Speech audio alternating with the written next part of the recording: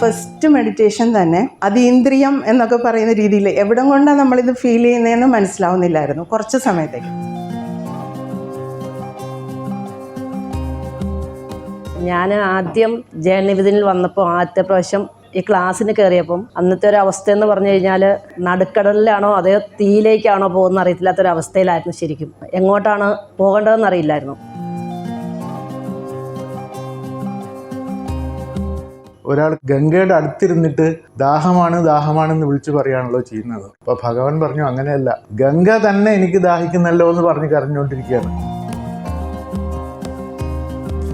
ഓരോ മെഡിറ്റേഷനും ഒരുപാട് പറഞ്ഞറിയിക്കാൻ വാക്കുകളില്ല, അറിയുന്നില്ല.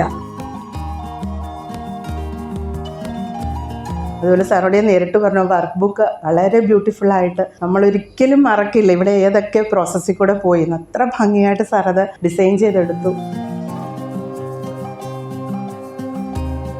ഞാൻ നേരത്തെ മുതലേ രമണ മഹർഷിയുടെ ഒരു ഡിവോട്ടി ആയിരുന്നു. രമണാശ്രമത്തിൽ കൂടെ പോകുമായിരുന്നു. ഈ കഴിഞ്ഞ ആഴ്ചയും പോയിരുന്നു. പക്ഷെ എനിക്ക് ആത്മവിചാരം എങ്ങനെ ചെയ്യണമെന്ന് കൃത്യമായിട്ട് അറിയില്ലായിരുന്നു.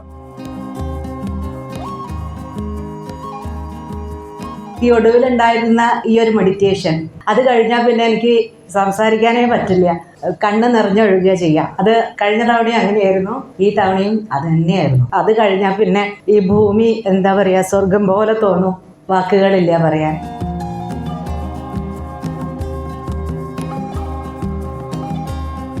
നമ്മളുടെ ഉള്ളിൽ അല്ലെങ്കിൽ നമ്മൾ തന്നെ ഗംഗയാണ് എന്ന് കാണിച്ചു തരുന്ന 2 ദിവസങ്ങളായിരുന്നു യഥാർത്ഥത്തിൽ. അത്രയും പവിത്രമായിട്ടാണ് ഞാൻ എന്നെ അറിയാനായിട്ടുള്ള ശ്രമത്തിൽ ഇവിടെ ഗുരുവിൻ്റെ മുമ്പിലെത്തിയത്. ഇവിടെ വന്നപ്പോഴത്തേക്ക് എനിക്ക് ഒരുപാട് കാര്യങ്ങൾക്ക് ക്ലാരിറ്റി കിട്ടി. ഉള്ളിലേക്കൊന്ന് നോക്കാൻ പറ്റിയൊരു കൃപ ഇറങ്ങി വരുന്ന അനുഭവിച്ചു. ഞാനിത് പ്രാക്ടീസ് ചെയ്യും, സാറിനെ ഞാൻ ഉറപ്പായിരിക്കുകയാണ്. എന്നും ഞാനിങ്ങനെ ഉറങ്ങാൻ പോകുന്നതിന് മുമ്പ് ഉണ്ണികൃഷ്ണ സാറിനെ ഇങ്ങനെ മനസ്സിൽ കണ്ടിട്ട് പറയായിരുന്നു, എൻ്റെ ഗുരുവായിട്ട് ഞാനിങ്ങനെ സാറിനെ ഇങ്ങനെ അങ്ങ് പ്രതിഷ്ഠിച്ചേക്കാണ്. ഞാൻ ആരെ അംഗീകരിക്കുന്ന ഒരു വ്യക്തിയല്ലായിരുന്നു ആദ്യം. ഞാൻ ഉണ്ണികൃഷ്ണ സാറിനെ ഇങ്ങനെ അങ്ങ് മുറുകെ പിടിച്ചുകൊണ്ട് പറഞ്ഞുകൊണ്ട് എന്നും പറയും, സാർ എന്നെ എങ്ങനെയെങ്കിലും അവിടെ ഒന്ന് എത്തിക്കണം. എന്നിട്ട് സാറിൻ്റെ വോയിസ് എൻ്റെ മനസ്സിൽ കേൾക്കാണ്, വരാൻ പറ്റും, കമ്പൽസറി ആയിട്ടും വരാൻ പറ്റുമെന്ന്. കുറച്ച് വർഷങ്ങൾക്ക് മുൻപ് പുറത്ത് സന്തോഷം തേടിയിരുന്ന വ്യക്തി പിന്നീട് ഒരിക്കൽ ഞാൻ മനസ്സിലാക്കുകയാണ്, എവിടെയും പോണ്ട, അവിടെ തന്നെ ഉണ്ടായാൽ മതി, നമ്മുടെ ഉള്ളിലേക്ക് മാത്രം പോയാൽ മതി, വേറെ എവിടേക്കും പോണ്ടാന്ന്.